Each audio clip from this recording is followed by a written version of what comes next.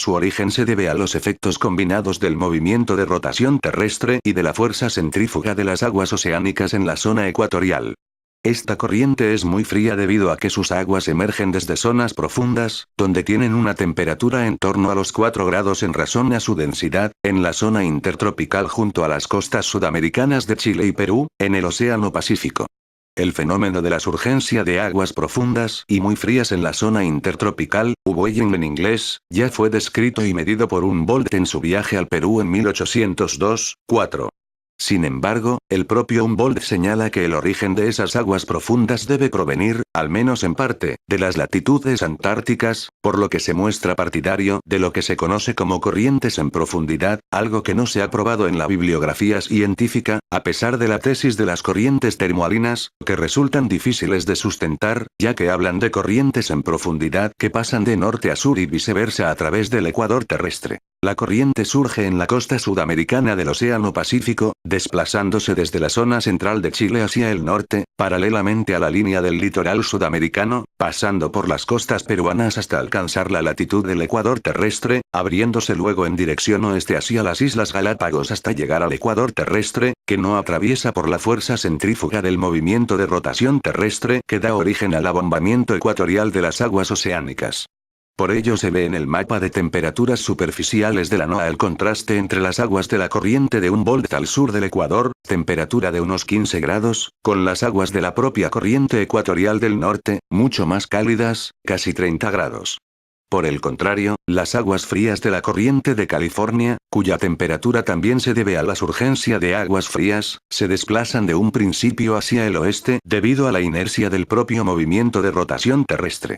La diferencia, en ambos casos, corriente de California y corriente de Humboldt, está en la configuración de las costas totalmente opuesta, que desvía las aguas frías hacia el oeste-suroeste en el primer caso y hacia el noroeste en el segundo. En ningún lugar del mundo se ve un contraste tan brusco entre las aguas que comparten una misma corriente y dirección a ambos lados del Ecuador. Tal vez podríamos hacer la excepción con la corriente de Benguela en África, pero, en este caso, las aguas frías que surgen junto a las costas de Namibia, se alejan desde el principio hacia el noroeste y, por lo tanto, no se desplazan junto a la costa y no dan origen a un clima seco costero cerca del ecuador terrestre, como sucede en las costas peruanas. Hasta hace relativamente poco tiempo se creía que las aguas de la corriente de Humboldt eran tan frías porque procedían del Antártico y de la corriente del Pacífico Sur. El excelente mapa elaborado por el Ejército de los Estados Unidos en 1943, una parte del cual aparece arriba, da la idea de una continuidad que no existe en la realidad, entre dicha corriente subpacífica y la de Humboldt. Sin embargo, hay que tener en cuenta que en el mapa de 1943 aparece la corriente surpacífica como una corriente cálida que se va enfriando a medida que se acerca a la costa sudamericana. La imagen de radar obtenida mediante el satélite geoestacionario GOES nos muestra, en cambio, una idea algo diferente a la que nos da el mapa citado. En la imagen de radar, la corriente del Pacífico Sur se ve cubierta por una nube alargada que tiene varios miles de kilómetros de longitud, una vaguada propiamente dicha. En inglés. Meteorology, como consecuencia de la intensa evaporación de las aguas que forman dicha corriente. Pero esta corriente choca con las costas meridionales de Chile, dejando allí copiosas lluvias que convierten el clima de la zona en un clima oceánico o marítimo, y una gran parte de la misma pasa al Océano Atlántico a través del paso de Drake, entre América del Sur y la Antártida.